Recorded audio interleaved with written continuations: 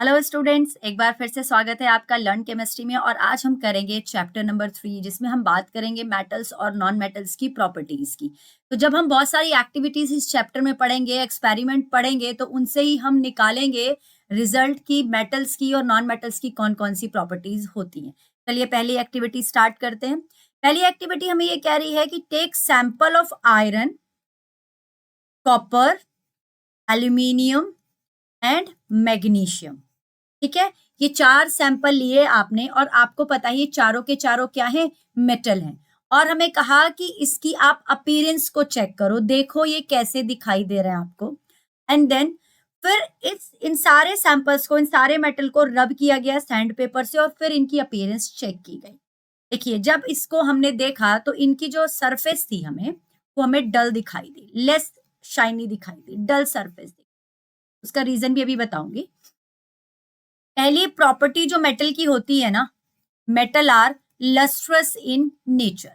Lustrous in nature, lustrous का मतलब है कि they have shining surface. Shiny surface होती है उनकी, शाइनी लिख देते हैं इसको, है ना। शाइनी सरफेस होती है उनकी, चमक होती है, क्योंकि मेटल के पास क्या होते हैं, फ्री इलेक्ट्रॉन्स होते हैं जो मूव करते रहते हैं और उनके मूवमेंट की वजह से ही जो हमें सरफेस है मेटल की, वो लस्ट्रस दिखाई देती है। लेकिन क्या होता है कि जब ये बहुत टाइम तक एयर में पड़ी रहती है मेटल, तो इनकी जो शाइनिंग सरफेस है वो डल हो जाती है due to the formation of oxide, क्योंकि दे आर वेरी रिएक्टिव ना। तो due to the formation of oxide की फॉर्मेशन हो सकती है, या फिर कोई कार्बोनेट की फॉर्मेशन हो सकती है, या कोई सल्फाइड की फॉर्मेशन हो सकती है। तो ये क्या हो जाती हैं, कोरोडेड हो जाती हैं। ठीक है, ऑन द सरफेस तो मेटल कैसी हो जाती है, में डल अपीयरेंस हो जाती है इनकी, राइट। फिर जब हम इसको रब करते हैं, व्हेन रब आउटर कोरोडेड, जो ये कोरोडेड सरफेस होती है, कोरोडेड लेयर होती है, वो रिमूव हो जाती है, removed,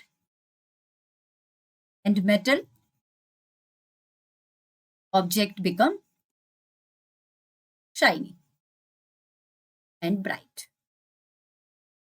shiny and bright once again.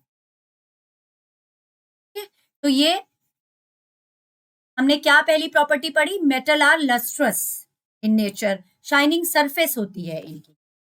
Okay, अब नेक्स्ट प्रॉपर्टी की तरफ चलते हैं और नेक्स्ट एक्टिविटी से उसको समझने की कोशिश करते हैं। हमारी जो नेक्स्ट एक्टिविटी है उसमें हमें लेना है small piece of iron. Iron की बात की है इसने, कॉपर लिया है, एल्यूमिनियम लिया है और मैग्नीशियम लिया है। ये इसने 4 मेटल ली और इसने कहा कि हमने इसको शार्प नाइफ से कट करना है और ऑब्जर्व करना है। बेटा जब इनको हम नाइफ से कट करते हैं तो ये कट नहीं होते, can not be cut with knife, can not be cut with the knife. क्यों? क्योंकि मेटल की दूसरी प्रॉपर्टी होती है कि मेटल क्या होते हैं, हार्ड होते हैं। मेटल हार्ड होते हैं नेचर में, हार्ड इन नेचर, मरकरी को छोड़कर। ठीक है, मरकरी लिक्विड होती है रूम टेम्परेचर पर, बाकी जो मेटल होते हैं वो हार्ड होते हैं नेचर में। लेकिन जो इनकी हार्डनेस होती है वो मेटल टू मेटल वेरी करती है, hardness varies metal to metal. वो कैसे? क्योंकि कुछ मेटल ऐसे होते हैं जो कट हो जाते हैं नाइफ से। वो कौन से मेटल होते हैं, उसके लिए इसने आगे एक एक्टिविटी की है, hold a piece of sodium metal with a pair of tong. उसने टोंग में एक सोडियम मेटल को पकड़ा, उसको पहले क्लीन कर लिया, उसको पहले सुखा लिया फिल्टर पेपर से, जिससे कि उसके ऊपर कोई भी वाटर या मॉइस्चर ना रहे, क्योंकि वो रिएक्टिव होता है, रिएक्ट कर जाएगा, एक्सोथर्मिक रिएक्शन कर लेगा। तो इसलिए उसने उसको पूरा ड्राई करके रखा वॉच ग्लास पर और नाइफ से कट किया, तो वो आराम से कट हो गया।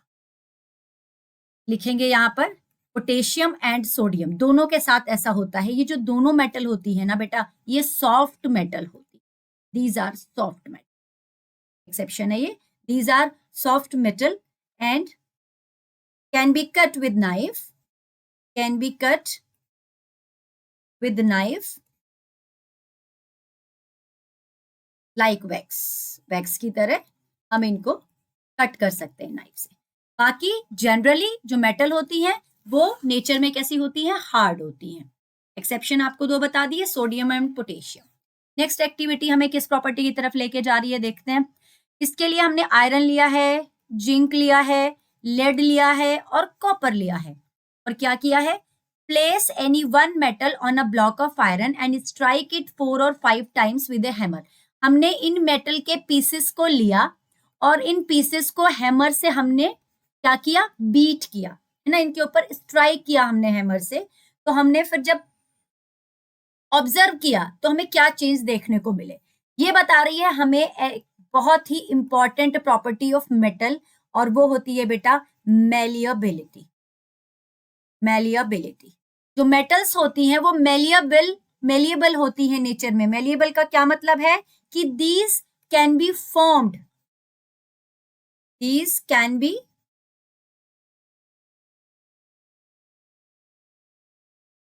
these can be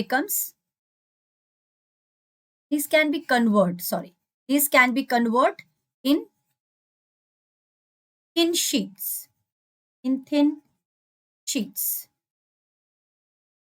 ये होती है मैलिएबिलिटी। अब जब आयरन, जिंक और लेड और कॉपर को जब बीट किया गया था तो यहाँ पर क्या हुआ था इन मेटल के साथ, हमने क्या ऑब्जर्व किया, ये जो मेटल होती हैं ये थिन हो जाती हैं और इनका सरफेस एरिया इंक्रीज हो जाता है। ये थिन हो जाती है और इनका सरफेस एरिया इंक्रीज हो जाता है, ये एक पतली शीट में कन्वर्ट होने लगती हैं, ना, पतली होने लगती हैं, शीट बनाने लगती हैं।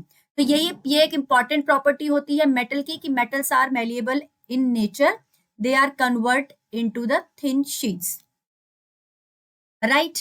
अब जो इनमें से जिंक है, ये नोट कर लो, जो जिंक है वो लेस मैलिएबल होती है। तो मोस्ट मैलिएबल मेटल कौन सी होती है मैम, मोस्ट मैलिएबल मेटल होती है बेटा, आपने मिठाई खाई है ना, और उन मिठाइयों पर लगे होते हैं चांदी और सोने के वर्क, वो क्या है, वो मेटल की इतनी थिन शीट है। तो जो एजी होता है, जो गोल्ड होता है, ये मोस्ट मैलिएबल मेटल्स होती हैं, राइट। जिंक, आयरन और लेड और कॉपर में से मैंने आपको जिंक बताया कि वो लेस मैलिएबल।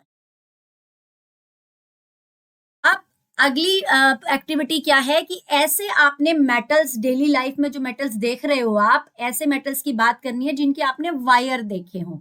जी हाँ, एक और इम्पॉर्टेंट प्रॉपर्टी के बारे में ये इशारा कर रहा है मेटल्स की, और वो प्रॉपर्टी होती है these are ductile in nature.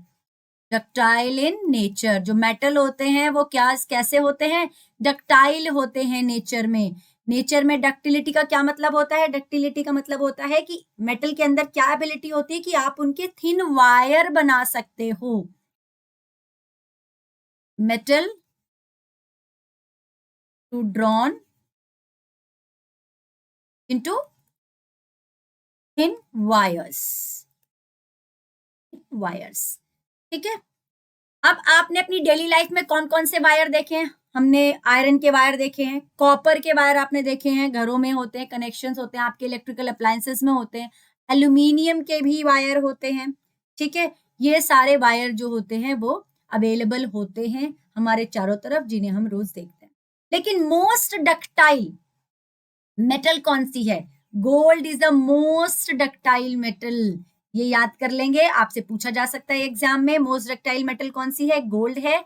1 gram gold से आप 2 किलोमीटर लंबा वायर बना सकते हो, इतनी अच्छी डक्टिलिटी होती है गोल्ड के अंदर, राइट। चलिए नेक्स्ट प्रॉपर्टी देखिए।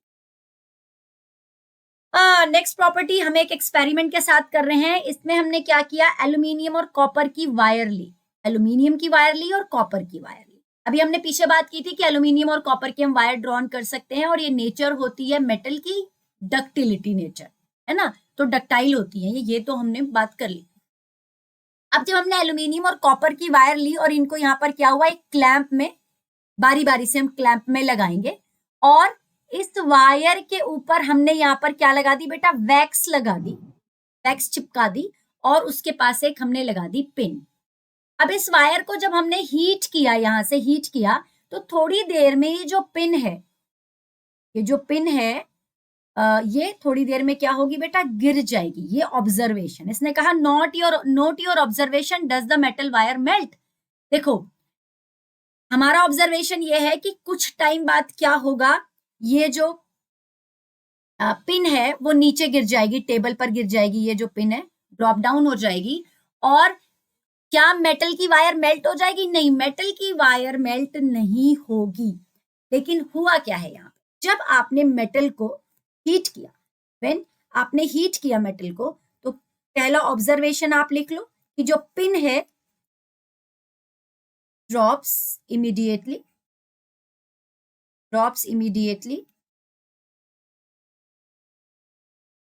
when we start heating the wire. इसका मतलब जब आपने इस पॉइंट से हीट करना शुरू किया तो ये जो हीट है वो चलकर यहां तक फटाफट पहुंच गई, और ये जब यहां जाकर पहुंची तो इसने वैक्स को मेल्ट कर दिया और पिन क्या हुई बेटा, नीचे गिर गई। ठीक है, यही हुआ है यहाँ पे। तो इससे क्या प्रूव होता है, एक बहुत ही इंपॉर्टेंट प्रॉपर्टी कि metals are good conductor of heat. Metals are good conductor of heat. Metal क्या होती हैं, हीट की बहुत अच्छी कंडक्टर होती हैं। ठीक है, अब हम कुछ ऐसी मेटल की बात करते हैं जो बेस्ट कंडक्टर होती हैं, क्योंकि ये भी हमें साथ साथ रिवाइज करके चलना है। बेस्ट कंडक्टर कौन है हीट का? Silver and copper. नोट करेंगे, आपकी एनसीईआरटी की बुक में दिया हुआ है, इंपॉर्टेंट है। पुअर कंडक्टर भी आपको नोट करने हैं, लेड और HgR, poor conductor of heat. Right, next activity की तरफ चलते हैं। Next activity 3. यहां पर हमें एक इंपॉर्टेंट बात बता रही है। क्या इंपॉर्टेंट बात बता रही है? यहां पर हमने क्या किया, place the metal to be tested in the circuit between terminal A and B, does the bulb glow, what does this indicate. अच्छा, यहाँ पर हमने कुछ मेटल ली, मेटल के वायर लिए, मेटल का पीस लिया, और ये दो जो क्लिप्स है ना, क्लिप A और B, इनके बीच में इस मेटल को लगा दिया। अभी नहीं लगाया, पहले सेटअप देख लो। There is a battery, battery के साथ हमने बल्ब लगाया हुआ है, स्विच लगाया हुआ है, और ये क्लिप दोनों अभी अलग अलग है। जब इन दोनों क्लिप के बीच में गैप है तो बेटा जो सर्किट है वो तो कंप्लीट ही नहीं है ना। अब आप इसके बीच में लगा दो एक मेटल की वायर। फिर पूछ रहा है does the bulb glow? Yes, bulb will glow, bulb will glow, bulb glow करेगा। क्यों करेगा? क्योंकि बेटा जो मेटल्स होती है, मेटल की नेक्स्ट प्रॉपर्टी नंबर 6 क्या प्रॉपर्टी है? Metals are good conductor of electricity. इसीलिए तो आपके घर में जो वायरिंग हो रखी होती है, जो वायर्स हम ड्रॉन करते हैं, वो हम मेटल के बनाते हैं। ठीक है, राइट, ये बात समझ में आती है। अगर बेटा इसके बीच में आपने एक लकड़ी का टुकड़ा लगा दिया, एक लकड़ी का पीस लगा दिया, तो ये बल्ब ग्लो नहीं करेगा, क्योंकि जो वुड है, वुड क्या है? वुड इज इंसुलेटर, है ना, ये तो कंडक्ट नहीं करेगी। इसके बीच में आप कोई कंडक्टर लगाओगे तभी इलेक्ट्रिसिटी कंडक्ट होगी, and metals are good conductor of electricity. ये प्रूव कर दिया। जब बल्ब ग्लो हो गया तो हमें पता चल गया कि मेटल के थ्रू ही इलेक्ट्रिसिटी कंडक्ट हुई है। तो जो वायर्स होती हैं हमारे घरों में, वो मेटल की बनी होती है, कॉपर की वायर होती है, एल्यूमिनियम की वायर होती है। और ये जो वायर होती हैं, यहीं पे एक बात और बता दूं आपको, इनके ऊपर हम देखते हैं कि एक रबर लाइक कोटिंग होती है, रबर लाइक कोटिंग होती है। और ये जो रबर लाइक कोटिंग है, ये होती है PVC की, पॉलीविनाइल क्लोराइड की, जिससे कि आप जब बल्ब को जब आप वायर को टच करो तो आपको करंट ना लगे, आपको इलेक्ट्रिक शॉक ना लगे, इसलिए उसके ऊपर एक रबर लाइक कोटिंग कर दी जाती है। चलिए अब हम बात करते हैं नेक्स्ट एक्टिविटी की। तो नेक्स्ट एक्टिविटी हमें क्या कह रही है? Collect the sample of carbon, bracket में लिखा हुआ है कोल एंड ग्रेफाइट। तो ये कोल एंड ग्रेफाइट क्या है बेटा? आपको पता है कि कार्बन एनवायरमेंट में कई फॉर्म में प्रेजेंट होता है, वेरियस फॉर्म में प्रेजेंट होता है, और इसको ही एलोट्रॉप कहा जाता है कार्बन का। जैसे कि कोल है ना, it is allotrope of carbon, diamond है, ग्रेफाइट है, और फलरीन है, fullerene is also an allotrope of carbon. तो ये सारे एलोट्रॉप होते हैं कार्बन के। तो यहाँ पे हमने कार्बन के 2 एलोट्रॉप लिए, कोल एंड ग्रेफाइट, साथ में सल्फर लिया और आयोडीन लिया है, ठीक है।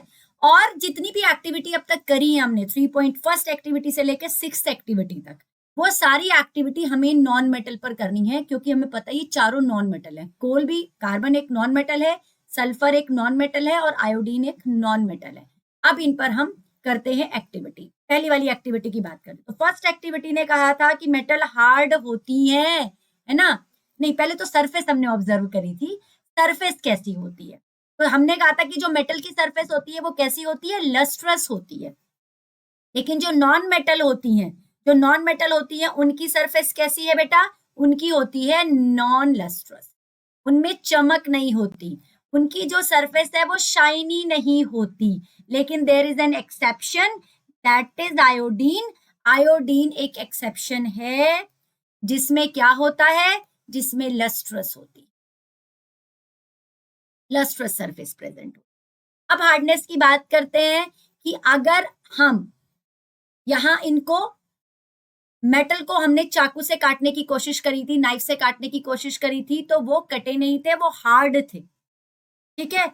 अब हम जब हार्डनेस देखते हैं कोल की, ग्रेफाइट की और सल्फर की, तो जो कोल और ग्रेफाइट होते हैं ये हार्ड होते हैं, these are hard. Non metals hard भी हो सकती हैं और सॉफ्ट भी हो सकती है, ठीक है। नॉन मेटल कैसी हो सकती है, हार्ड भी हो सकती है और सॉफ्ट भी हो सकती हैं। क्योंकि हमने सल्फर और आयोडीन में देखा ये क्या है बेटा, ये हार्ड नहीं है, ये सॉफ्ट है। ग्रेफाइट के जैसे वो सोडियम और पोटेशियम जैसी सॉफ्ट नहीं है, बट उतनी हार्ड नहीं।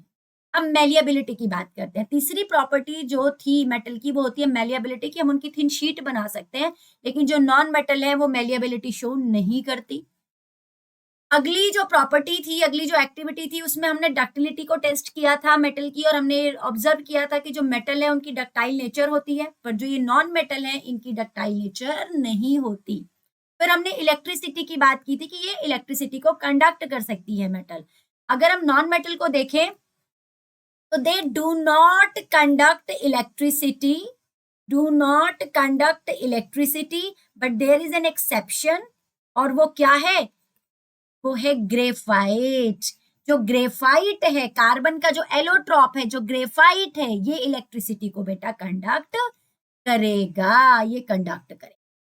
सोनोरस, अभी हम पढ़ेंगे इसको, है ना। सोनोरिटी क्या होती है, सोनोरिटी होती है कि मेटल में से ना, मेटल को अगर बीट करते हैं तो उसमें से एक वॉइस आती है, एक आवाज आती है, स्पेसिफिक साउंड होती है, वो मेटल की एक स्पेसिफिक प्रॉपर्टी होती है।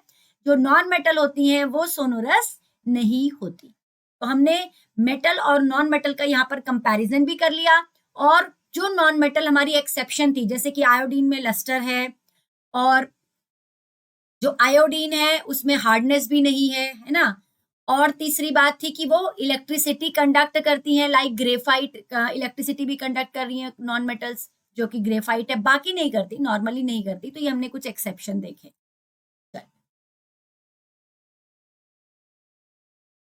ओके, नेक्स्ट एक्टिविटी देखते हैं। नेक्स्ट एक्टिविटी कह रहा है कि मैग्नीशियम रिबन लिया है आपने, ये तो आपने ना फर्स्ट चैप्टर में भी किया था, फर्स्ट चैप्टर की पहली एक्टिविटी थी।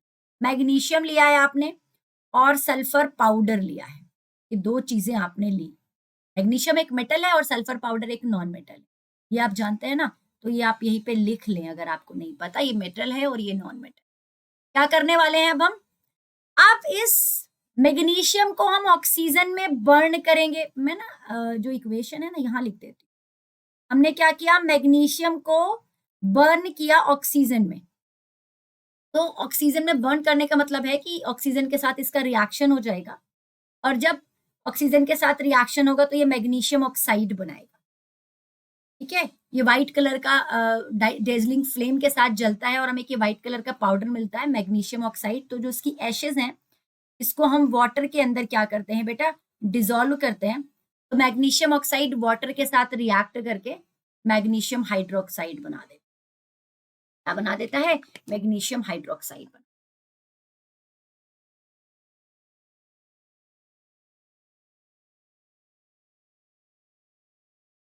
पानी में डिसॉल्व कर लिया तो ये एक्वस है, ये सॉलिड है, मैं गैस भी लिख देती हूँ, और ये गैस है।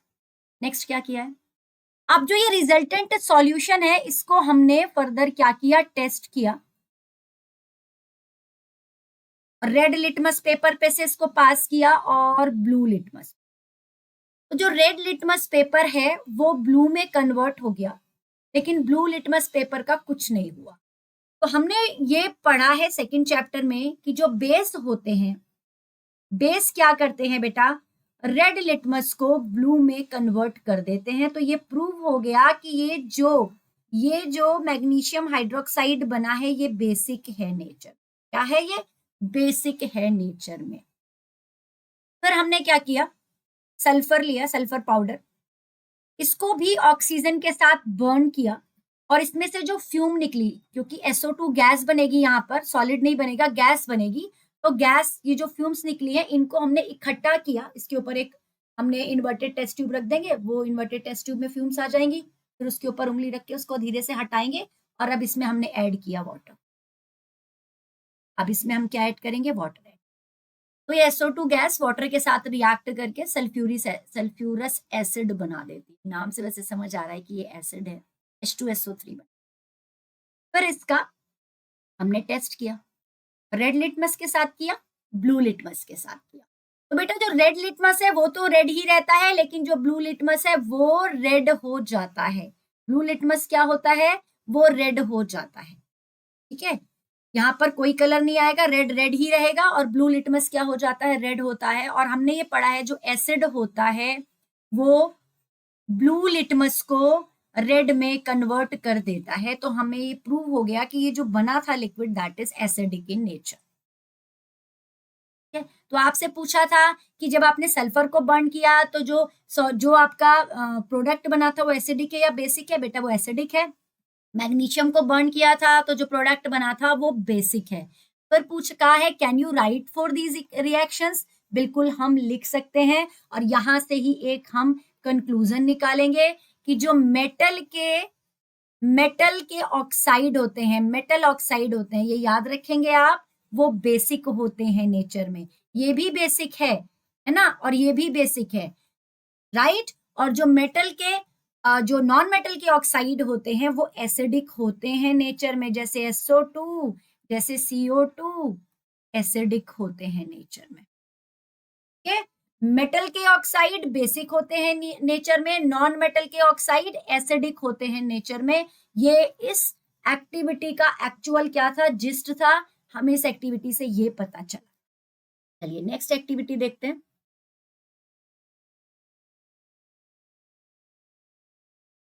नेक्स्ट है हमारी एक्टिविटी नंबर 3.9, और ये हमें क्या कह रही है, the following activity need teachers assistance, और ये ब्ला ब्ला। तो पहले जो हमें सैंपल लिए गए थे, जो हमने पहले सैंपल लिए हैं पहली एक्टिविटी में, उन सैंपल को आप क्या करें, टोंग से पकड़ें और इनको फ्लेम पर बर्न करें, और फिर धीरे धीरे अदर सैंपल के साथ भी करें। जो प्रोडक्ट बनेगा उसको आप इकट्ठा करें। ये जो प्रीवियस एक्टिविटी उसकी बात नहीं कर रहा, उससे भी पहले वाली एक्टिविटी की बात कर रहा है। आपने कॉपर लेना है, एल्यूमिनियम लेना है, सोडियम लेना है मान लो, और पोटेशियम लिया है, ठीक है। अब आपने इनको क्या किया है, बर्न किया है। तो भाई जब आप मेटल को बर्न कर रहे हो और एयर की प्रेजेंस में कर रहे हो, तो ये ऑक्सीजन के साथ रिएक्ट करके क्या बना देंगे, मेटल ऑक्साइड बना, ठीक है, क्या बना देंगे, मेटल ऑक्साइड बना देंगे। Let the product and the metal surface cool down. Which metals burn easily? Which metals burn easily? तो सोडियम और पोटेशियम जो होती हैं ये हाईली रिएक्टिव मेटल होती हैं। These are highly reactive metal. ये एकदम कांटेक्ट में आते ही रिएक्ट कर जाएंगी। सोडियम ऑक्सीजन के साथ रिएक्ट करके Na2O बना देगा, और पोटेशियम ऑक्सीजन के साथ रिएक्ट करके फटाफट K2O बना देगा। These are very very high very reactive metals, right. Metals क्या होते हैं, हाईली रिएक्टिव होते हैं। लेकिन जो एल्यूमिनियम एंड कॉपर हैं, एल्यूमिनियम एंड कॉपर हैं, ये टाइम लगाती हैं। This takes time to burn, take time to burn, ठीक है, because these are less reactive than sodium and potassium. वैसे तो रिएक्टिव है लेकिन कंपैरिजन कर रहे हैं reactive to sodium and potassium. Clear है? फिर मेटल को ऑक्सीजन के साथ रिएक्ट कराओगे तो मेटल ऑक्साइड बनेगा, चाहे कोई भी मेटल हो, सोडियम हो, पोटेशियम हो, एल्यूमिनियम हो या कॉपर हो। लेकिन जो ज्यादा रिएक्टिव मेटल होती हैं वो एकदम से रिएक्ट कर जाती हैं, जो लेस रिएक्टिव है वो थोड़ा सा टाइम लगाती है। फिर जब हमने इनको फ्लेम के साथ बर्न किया था तो ये पूछ रहा है कि क्या कोई कलर भी आया था? जी हाँ, जब हमने सोडियम को बर्न किया था तो येलो कलर की फ्लेम आई थी। जब हमने मैग्नीशियम को बर्न किया तो हमें व्हाइट कलर की फ्लेम मिलती है। जब हम एल्यूमिनियम को बर्न करते हैं तो हमें सिल्वर व्हाइट कलर की फ्लेम मिलती है। जब हम कॉपर को बर्न करते हैं तो हमें ब्लू कलर की फ्लेम मिलती है। एक कलर भी बिल्कुल याद करना है आपको। Arrange the metal in decreasing order of their reactivity towards oxygen और the product soluble in water. दो चीजें बोल रहा है, एक तो रिएक्टिविटी के बेस पर इनको अरेंज करना है। भाई देखो, कॉपर सबसे कम रिएक्टिव है, देन एल्यूमिनियम है, देन अगर मैग्नीशियम भी लू तो देन मैग्नीशियम है, देन सोडियम है, then potassium. This is the reactivity order. दूसरी बात ये कह रहा है कि क्या ये सॉल्युबल है? बिल्कुल। मेटल ऑक्साइड को अभी मैंने पहली वाली जो एक्टिविटी कराई उसमें भी यही किया था, वाटर के साथ अगर आप रिएक्ट कराओगे तो यहां पर बेटा मेटल हाइड्रोक्साइड बन जाएगा। क्या बन जाएगा? मेटल हाइड्रोक्साइड बन जाएगा। जैसे Na2O आपने बनाया था, ये वाटर के साथ रिएक्ट करेगा तो NaOH बनाएगा, K2O KOH बनाएगा, कॉपर का ऑक्साइड CuOH का होल ट्वाइस बनाएगा, मैग्नीशियम का MgOH का होल ट्वाइस बनाएगा। क्लियर? एल्यूमिनियम का ऑक्साइड AlOH का होल थ्राइस बनाएगा। क्लियर हो गया? तो क्या करते हैं, मेटल बर्न हो जाते हैं ऑक्सीजन की प्रेजेंस में, मेटल ऑक्साइड बनाते हैं, लेकिन इनकी reactivity metal to metal different होती है, याद रखें। मैम ये याद कैसे होगा? बेटा रिएक्टिविटी सीरीज याद करेंगे तो सब कुछ याद हो जाएगा। ठीक है, अगली एक्टिविटी देखते हैं। अगली एक्टिविटी में क्या किया गया है कि सेम मेटल ली है जो हमने प्रीवियस एक्टिविटी में यूज करी है, वही सेम मेटल ली है। सोडियम है हमारे पास, पोटेशियम है, कैल्शियम है, मैंगनीशियम है, आयरन है। चलो हम और एक दो मेटल और बढ़ा लेते हैं, यहाँ पे जिंक है, और ये हमारे पास मेटल ली। और इन मेटल को हमने पीस को इनके कोल्ड वाटर में डाला। तो हमसे पूछा है कौन सी मेटल कोल्ड वाटर में रिएक्ट करेगी। बेटा जो हाईली रिएक्टिव मेटल है, रिएक्टिविटी पहले बता चुकी हूँ, हाईली रिएक्टिव मेटल है वो कोल्ड वाटर के साथ भी रिएक्ट कर जाती है। हॉट के साथ तो करी जाएंगी, स्टीम के साथ तो करी जाएंगी, पर ये कोल्ड के साथ भी बहुत ही हाईली एक्सोथर्मिक रिएक्शन देती है। ठीक है, तो कोल्ड वाटर के साथ बिल्कुल ये रिएक्ट करेगा, कोल्ड वाटर के साथ रिएक्ट करेगा। पोटेशियम कोल्ड वाटर के साथ रिएक्ट करेगा। which do not react with cold water in beaker, और हॉट वाटर के साथ करेगी, H2O भी कोल्ड वाटर के साथ करेगा, वो है हमारी मैग्नीशियम। ये हॉट वाटर के साथ रिएक्ट करेगी, हॉट वाटर के साथ। लेकिन कुछ ऐसी हैं जो हॉट वाटर के साथ भी रिएक्ट नहीं कर रही और वो स्टीम के साथ रिएक्ट कर रही हैं, वो है हमारी आयरन। ये स्टीम के साथ रिएक्ट करती है। ठीक है, किसके साथ रिएक्ट करती है? स्टीम के साथ रिएक्ट करती है।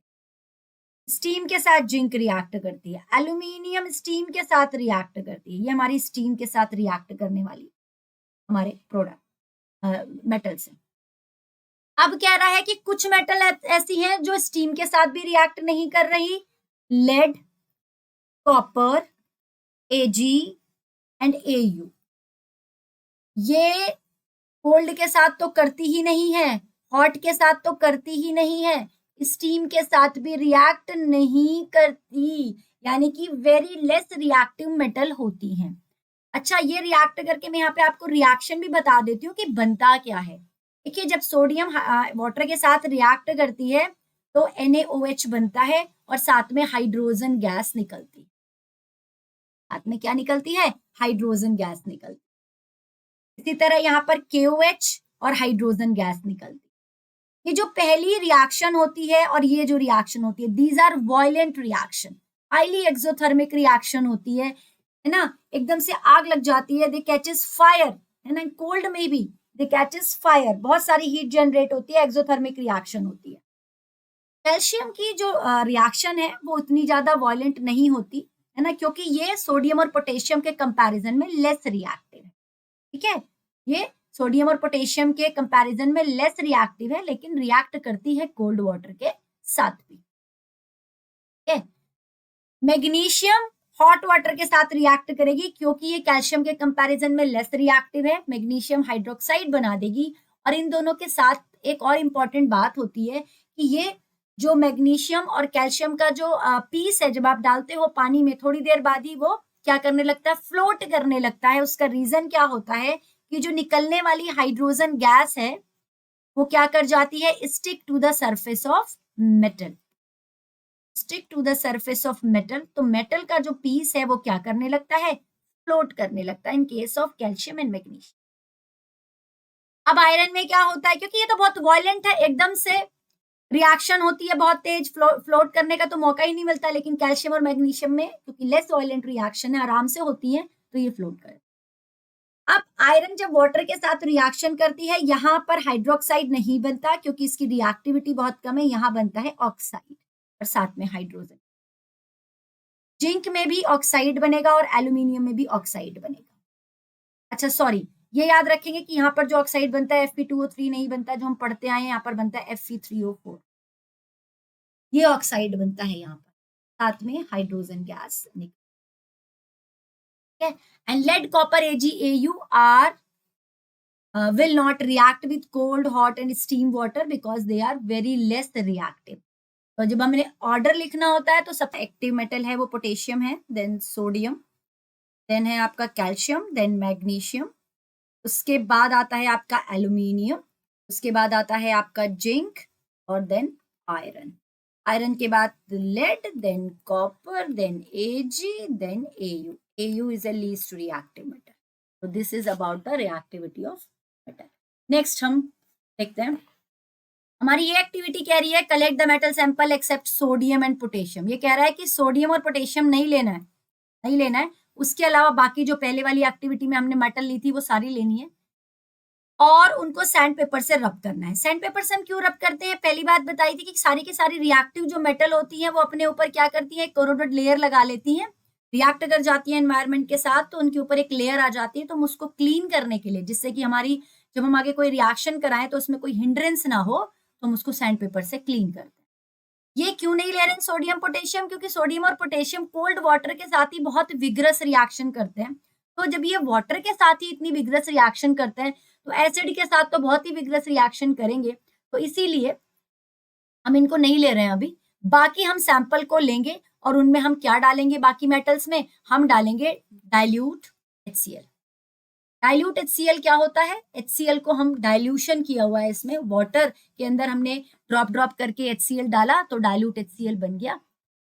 अब इसके अंदर हमने साथ में, ये डाइल्यूट HCl था, इसके अंदर मेटल का पीस हम डाल रहे हैं, ये मेटल का पीस है और साथ में हम यहाँ लगा रहे हैं एक थर्मामीटर। थर्मामीटर किस लिए लगा रहे हैं, चेक करने के लिए, टेम्परेचर को चेक करने के लिए कि कितनी हीट जनरेट होगी जब रिएक्शन होगी, है ना।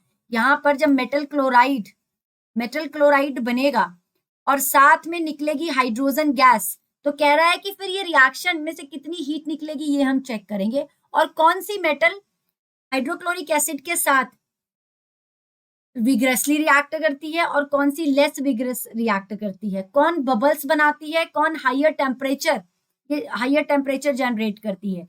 इस सब के हिसाब से हम मेटल को क्या करेंगे, देखेंगे, उनकी एक्टिविटी को, उनकी रिएक्टिविटी को ऑब्जर्व करेंगे। चलिए स्टार्ट करते हैं। देखिए, सोडियम और पोटेशियम को छोड़कर हम जब बाकियों की रिएक्टिविटी की जब हम बात करते हैं, तो जब हम मैग्नीशियम इसके अंदर डालते हैं तो मैग्नीशियम HCl के साथ रिएक्ट कर जाता है और MgCl2 साथ में हाइड्रोजन। पहले भी बताया कि जो हाइड्रोजन गैस है जैसे ही ये प्रोड्यूस होगी ये मैग्नीशियम के साथ स्टिक कर जाएगी और यहीं पर बबल्स बनते हैं। बबल्स किस केस में बनते हैं, मैग्नीशियम के केस में बनते हैं, और ये रिकॉर्ड करता है, यही रिकॉर्ड करता है हाईएस्ट टेम्परेचर, क्योंकि क्योंकि ये रिएक्टिव मेटल होता है। हमने क्या लिया था, अगर मैं कंपेयर करूं मैग्नीशियम की रिएक्टिविटी, एल्यूमिनियम की रिएक्टिविटी, जिंक की रिएक्टिविटी और आयरन की रिएक्टिविटी, तो सबसे ज्यादा मैग्नीशियम रिएक्टिव होता है। ये सबसे ज्यादा टेम्परेचर रिकॉर्ड करता है, बबल का फॉर्मेशन भी यही होता है।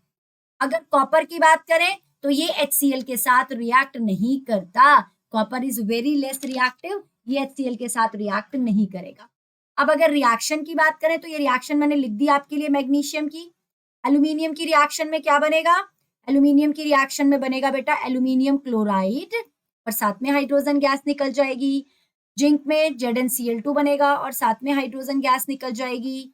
आयरन में बनेगा बेटा FeCl2 और साथ में हाइड्रोजन गैस निकल जाएगी, है ना। सब में क्या बन रहा है, मेटल क्लोराइड बन रहे हैं और हाइड्रोजन गैस आ रही है। जब भी आप मेटल की रिएक्शन डाइल्यूट HCl किसी भी एसिड के साथ करते हो, डाइल्यूट HCl हो या डाइल्यूट H2SO4 हो, आपने जिंक वाली रिएक्शन करी थी फर्स्ट चैप्टर में, तो वो क्या करते हैं, वो मेटल क्लोराइड बना देते हैं और हाइड्रोजन गैस बाहर आती है और उसको आप चेक करने के लिए अगर उसके पास एक बर्निंग कैंडल लेकर जाते हैं तो पॉप साउंड आपको सुनाई देती है, जो प्रूव करता है कि जो निकलने वाली गैस है वो हाइड्रोजन है, राइट। अब नेक्स्ट एक्टिविटी की बात करते हैं, दैट इज 3.12। ये एक्टिविटी हम प्रीवियस चैप्टर में कर चुके हैं, तो जल्दी से देखते हैं। कॉपर और आयरन नेल लिया हमने, अच्छा वहां पे सिर्फ हमने आयरन के साथ किया था, यहाँ पे हमने कॉपर का एक वायर लिया है और एक हमने आयरन की नेल लिया है, ठीक है। मैंने नेल बना दी, अच्छा यहाँ पे बनाई हुई है इसने, आयरन की नेल बनाई हुई है कॉपर का।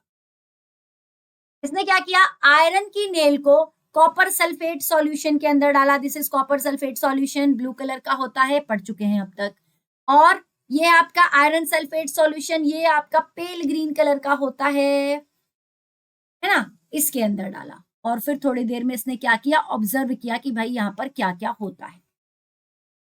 थोड़ी देर बाद हमने ये देखा कि यहाँ पर रिएक्शंस हुई, लेकिन रिएक्शन एक ही जगह हुई। जब कॉपर के वायर को आपने FeSO4 में डाला, और मैंने प्रीवियसली आपको एक चीज बताई थी, रिएक्टिविटी ऑर्डर बताया था कि भाई कॉपर आयरन से बहुत कम रिएक्टिव होता है, ये बता चुकी हूँ ना, कॉपर आयरन से बहुत कम रिएक्टिव होता है। तो जो ये कॉपर है वो इस आयरन को डिस्प्लेस नहीं कर पाएगा। डिस्प्लेसमेंट रिएक्शन आपने पढ़ी है, उसमें क्या पढ़ा है कि जो रिएक्टिव मेटल होता है वो कम रिएक्टिव को उसके सॉल्यूशन में से डिस्प्लेस कर देता है। तो क्योंकि कॉपर लेस रिएक्टिव है, it is less reactive and iron is more reactive, तो इस लेस रिएक्टिव की इतनी हिम्मत नहीं है कि मोर रिएक्टिव को डिस्प्लेस कर सके, तो यहाँ कोई रिएक्शन नहीं होगी। कॉपर की वायर आप निकालोगे, निकाल के देखोगे जैसी पहले थी, जिस कलर की पहले थी वैसी ही आपको दिखाई देगी आफ्टर 20 मिनट्स। लेकिन इस पहली वाले टेस्ट ट्यूब में क्या होता है कि जब आयरन की नेल को, ये जो ग्रे कलर की आयरन की नेल थी, आपने इसको अच्छे से रब कर दिया था सैंड पेपर से, इस पे से सारी ऑक्साइड लेयर हटा दी थी और कॉपर सल्फेट सॉल्यूशन के अंदर डाला था जो कि ब्लू कलर का था, तो आपने देखा कि ये जो ब्लू कलर का सॉल्यूशन है वो कन्वर्ट हो जाता है पेल ग्रीन कलर के सॉल्यूशन, ठीक है। और जो कॉपर जो आपकी जो नेल है उसके ऊपर ब्राउन कलर का डिपोजिशन दिखाई देता है, वो कॉपर का डिपोजिशन होता है। क्यों हुआ था ऐसा, क्योंकि iron is more reactive metal, it is a more reactive metal, ये लेस रिएक्टिव कॉपर को उसके सॉल्यूशन में से डिस्प्लेस कर देती है, कॉपर यहां से निकल जाता है और उसकी जगह ले लेती है खुद आयरन। और आयरन जब FeSO4 का सॉल्यूशन बनाता है तो ये सॉल्यूशन ब्लू कलर से अब किस में कन्वर्ट हो गया, प्लेन ग्रीन कलर में कन्वर्ट हो गया। तो हमें ये कहा है कि इसने कि right a balanced chemical equation, मैंने केमिकल इक्वेशन लिख दी। इस इक्वेशन का नाम क्या है बेटे, इस इक्वेशन का नाम डिस्प्लेसमेंट रिएक्शन है। इस इक्वेशन का नाम डिस्प्लेसमेंट रिएक्शन है, इस रिएक्शन का नाम, क्योंकि यहाँ पे मोर रिएक्टिव जो मेटल है वो लेस रिएक्टिव मेटल को क्या कर रही है, डिस्प्लेस कर रही है। यहाँ लिखेंगे Fe is more reactive than copper. इसकी बजाय आप कोई और एलिमेंट मेटल भी ले सकते हैं, तो ज्यादा रिएक्टिव वाली होगी वो लेस रिएक्टिव को क्या कर देगी उसके सॉल्यूशन में से डिस्प्लेस कर देगी। यहां पर कलर चेंज हुआ है तो ये केमिकल रिएक्शन हो रही है। नेक्स्ट एक्टिविटी देखते हैं, इसमें क्या किया गया है। इसमें लिया है भाई सोडियम क्लोराइड लिया है, ओके, और लिया है पोटेशियम आयोडाइड, और लिया है बेरियम क्लोराइड। फॉर्मूले लिखने बेटे अब तक आप सीख गए होंगे आई होप।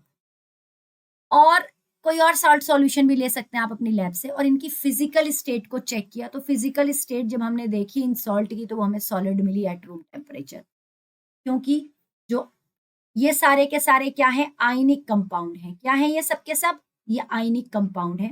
और एक आयनिक जो कंपाउंड होते हैं वो रूम टेम्परेचर पर कैसे होते हैं आयनिक कंपाउंड, सॉलिड होते हैं जनरल। ठीक है, तो पहली फिजिकल अपीयरेंस जब हमने देखी तो फिजिकल अपीयरेंस जो फिजिकल स्टेट होती है ये इन्होंने प्रूव कर दिया कि दीज आर आयनिक कंपाउंड। अब आगे की बात करते हैं, फिजिकल स्टेट हमने देख ली। अब इसने कहा है कि मेटल स्पैचुला पर इसका थोड़ा थोड़ा हम अमाउंट लेंगे और इनको लेंगे और देखेंगे कि क्या जो फ्लेम है, क्या जो फ्लेम है वो कोई फ्लेम का कलर आ रहा है। तो जो फ्लेम का कलर आएगा वो आएगा बिल्कुल अलग अलग कलर हमें दिखाई देगा अलग अलग सैंपल के अंदर, क्योंकि जो ये सैंपल होते हैं, जो आयनिक कंपाउंड होते हैं, ये कैरेक्टरिस्टिक कलर शो करते हैं। जब हमने NaCl को स्पैचुला पर लेकर हीट किया था तो हमें गोल्डन येलो कलर की फ्लेम वहां पर मिलती है। जब हमने पोटेशियम आयोडाइड को हीट किया था तो हमें वॉयलेट कलर की वहां पर फ्लेम मिलती है। और जब हमने बेरियम क्लोराइड को हीट किया था तो हमें ग्रीन कलर की, एप्पल ग्रीन कलर की वहां पर फ्लेम दिखाई देती है। ठीक है, उसके बाद इसने कहा कि जब हम इसको हीट कर रहे हैं तो क्या ये सैंपल मेल्ट हुए थे, नो, ये सैंपल मेल्ट नहीं हुए। ठीक है, क्योंकि इनके बीच में जो आयनिक कंपाउंड होते हैं इनके बीच में स्ट्रॉन्ग इलेक्ट्रोवेलेंट फोर्सेस होती हैं, इलेक्ट्रोवेलेंट फोर्स होती हैं, जिसकी वजह से इनका जो मेल्टिंग पॉइंट होता है, जो बॉइलिंग पॉइंट होता है, वो क्या होता है बेटा, हाई होता है। तो ये आराम से ऐसे ही आपने स्पैचुला पर गर्म किया तो ये इतने कम टेम्परेचर पर मेल्ट नहीं होंगी, बॉयल नहीं होंगी, तो क्योंकि इनका मेल्टिंग और बॉइलिंग पॉइंट हाई होता है। This is the important characteristic of ionic compound. तो आयनिक कंपाउंड सॉलिड होते हैं रूम टेम्परेचर पर, इनका high melting and boiling point होता है। क्या करते हैं ये, इम्पार्ट कैरेक्टरिस्टिक कलर, ये भी एक इंपॉर्टेंट प्रॉपर्टी होती है आपके जो आयनिक कंपाउंड है उनकी। उसके बाद क्या किया गया, इनको डिसॉल्व करके देखा गया किसके अंदर, वाटर के अंदर। NaCl को, Ki को, बेरियम क्लोराइड को वाटर के अंदर डिसॉल्व किया तो बिल्कुल ये वाटर में सॉल्युबल होते हैं, क्योंकि आयंस में टूट जाते हैं, ये आयनिक होते हैं ये नेचर में, तो ये क्या होते हैं, वाटर में सॉल्युबल होते हैं। लेकिन पेट्रोल और कैरोसिन में, पेट्रोल और कैरोसिन जो कि ऑर्गेनिक सॉल्वेंट है, इनके अंदर ये बेटा इनसॉल्युबल होंगे। इनके अंदर कैसे होंगे, इनसॉल्युबल होंगे। फिर उसके बाद इलेक्ट्रिसिटी कंडक्ट करके देखी गई और ये देखा गया कि क्या ये इलेक्ट्रिसिटी को कंडक्ट करते हैं। तो आप एक और इंपॉर्टेंट पॉइंट लिखो, पहले तो लिखो कि यहाँ लिखते हैं, यहाँ पे आपको दिखाएंगे, थर्ड पॉइंट में यहाँ लिख रही हूँ, दीज आर वाटर सॉल्युबल। और फोर्थ है दीज कंडक्ट इलेक्ट्रिसिटी, बिल्कुल इलेक्ट्रिसिटी को कंडक्ट करेंगे। हमने बात की थी कि जो मेटल की वायर बनाई जाती हैं वो इलेक्ट्रिसिटी को कंडक्ट करती हैं, लेकिन ये जो आयनिक कंपाउंड होते हैं अगर आप इनको, इनका एक्वस सॉल्यूशन बना लेते हो, वाटर में इनको डिसॉल्व कर लेते हो और फिर उसके अंदर इलेक्ट्रोड डालते हो, साथ में आपने ये बल्ब भी लगाया हुआ है, तो जब इलेक्ट्रिसिटी पास की जाती है तो ये तो जो इलेक्ट्रोड है ये तो मेटल के बने हुए हैं, लेकिन यहाँ पे तो सर्किट कंप्लीट नहीं है। तो यहाँ पे जो सर्किट को कंप्लीट करेगा यानी कि इलेक्ट्रिसिटी को कंडक्ट करेगा वो ये एक्वस सॉल्यूशन कंडक्ट कर रहा है, सॉल्ट का सॉल्यूशन कंडक्ट कर रहा है, और उसी की वजह से जो बल्ब है वो ग्लो करेगा। इससे ये प्रूव हो गया कि जो आयनिक कंपाउंड होते हैं वो इलेक्ट्रिसिटी को कंडक्ट करते हैं इन एक्वस सॉल्यूशन हो इसका, और साथ में इन मोल्टन स्टेट। अगर आप फ्यूज्ड NaCl, मोल्टन NaCl को भी यहाँ पे डाल दोगे तब भी इलेक्ट्रिसिटी कंडक्ट हो जाएगी, क्योंकि ये जो NaCl है जब आपने पानी के अंदर डाला था तो ये Na आयन और Cl आयन में टूट गया था। अभी जो Na आयन और Cl आयन है ना, उनके मूवमेंट की वजह से इलेक्ट्रिसिटी आ रही है। इसी तरह जब ये मोल्टन NaCl होगा तब भी आयन में टूटेगा और Na आयन और Cl नेगेटिव आयन जो होंगे वो मूव करेंगे और इलेक्ट्रिसिटी का कंडक्शन होगा। लेकिन अगर NaCl सॉलिड हो तब क्या होगा बेटा, जो NaCl सॉलिड होगा अगर, तो वो इलेक्ट्रिसिटी को कंडक्ट नहीं करेगा। तो ये बात ध्यान रखेंगे कि जो आयनिक कंपाउंड होते हैं वो क्या करते हैं, इलेक्ट्रिसिटी को कंडक्ट करते हैं in molten as well as in aqueous form, but in solid form they do not conduct electricity. तो हमने आयनिक कंपाउंड की क्या क्या प्रॉपर्टी पढ़ी, they are solid at room temperature, they show characteristic flame colour, they have high melting and boiling point, these are water soluble and these conduct electricity in case of aqueous as well as in molten state। अब हम last activity पर आ गए हैं। Last activity क्या कह रही है, 3 इसने यहाँ पर ट्यूब ली है A B C, ठीक है, 3 टेस्ट ट्यूब ली है। पहली टेस्ट ट्यूब में इसने वाटर डाला है और इसके अंदर आयरन नेल डाली है। थोड़ा सा यहाँ पे जगह खाली छोड़ दिया, मतलब एयर आ गई है इसके अंदर, एयर प्रेजेंट है। तो यहाँ पर पहली टेस्ट ट्यूब के अंदर एयर है और वाटर है in case of test tube A। B test tube के अंदर क्या है कि यहाँ ऊपर तक पानी भर दिया, पूरा इसको डुबो दिया है, पानी तो मिल रहा है इन वाली नेल्स को, लेकिन ऊपर एक ऑयल की लेयर लगा दी है जिससे कि एयर इसके अंदर वाटर के अंदर डिसॉल्व नहीं हो पा रही है। तो there is only water, in nails को क्या मिल रहा है, ओनली वाटर मिल रहा है। सी केस में क्या है कि यहाँ पर एयर पानी नहीं डाला, थोड़ा सा पहले से यहाँ पर कैल्शियम क्लोराइड डाल दिया, जो कि कैल्शियम क्लोराइड क्या होता है, वाटर को, मॉइस्चर को, जो एयर के अंदर जो मॉइस्चर है उसको भी अब्सॉर्ब कर लेगा। मॉइस्चर को अब्सॉर्ब कर लेगा तो एयर कैसी हो जाएगी, ड्राई हो जाएगी। तो इसको ना तो वाटर मिला है और केवल क्या मिली है, एयर मिली है। अब थोड़े टाइम तक छोड़ दिया हमने इन तीनों टेस्ट ट्यूब को, है ना, कुछ दिनों के लिए छोड़ दिया और फिर चेक किया कि क्या चेंजेस होते हैं इन नेल्स में। ये जो आयरन की नेल्स ली थी हमने, उसमें क्या चेंजेस हुए। देखिए जो पहली नेल है वहां पर रस्टिंग हो गई, दिख भी रही है आपको, पिक्चर में दिख रही है ब्राउन कलर की, ये इस पे फ्लेक्स आ गई, रस्टिंग हो गई, क्योंकि ये एक्सपोज हुई थी एयर और वाटर, यहाँ पर एयर और वाटर का एक्सपोजर था। सेकेंड केस में क्या होता है, नो रस्टिंग, कोई रस्टिंग नहीं है, नेल जैसी थी वैसी ही रही, क्योंकि इसको केवल क्या मिल रहा था बेटा, इसको केवल यहाँ पर वाटर मिल रहा था। थर्ड केस में भी कोई रस्टिंग नहीं हुई क्योंकि it is exposed towards only dry air, यहाँ पर केवल वाटर था, यहाँ पर केवल ड्राई एयर थी, इसलिए रस्टिंग नहीं हुई। लेकिन जहां पर एयर और वाटर दोनों मिला वहां पर रस्टिंग हो गई। इससे ये प्रूव हुआ कि एयर एंड वाटर, या फिर आप कह सकते हैं air and moisture, both are necessary for the process of rusting, ठीक है। फिर रस्टिंग की प्रिवेंशन आप कैसे कर सकते हैं, आप इनका क्या कर सकते हैं बेटा, गैल्वेनाइजेशन कर सकते हैं, ऑयलिंग कर सकते हैं, ग्रीजिंग कर सकते हैं, एनोडाइजिंग कर सकते हैं और एलोइंग कर सकते हैं। ये सारे जो मेथड हैं वो रस्टिंग से प्रिवेंशन के मेथड हैं। तो हमने यहाँ तक इस चैप्टर की सारी एक्टिविटीज कर ली। हमने मेटल की प्रॉपर्टी डिसाइड की, वो जो मेटल की प्रॉपर्टीज है वो हमने आपस क्या करी, रिवाइज कर ली, नॉन मेटल की सारी प्रॉपर्टीज रिवाइज कर ली और आयनिक कंपाउंड की भी बात की। साथ में हमने बात की कि रस्टिंग क्या होती है और रस्टिंग के लिए क्या नेसेसरी कंडीशन होती है। आई होप आपको ये पूरा चैप्टर क्लियर हो गया होगा और रिवाइज हो गया होगा।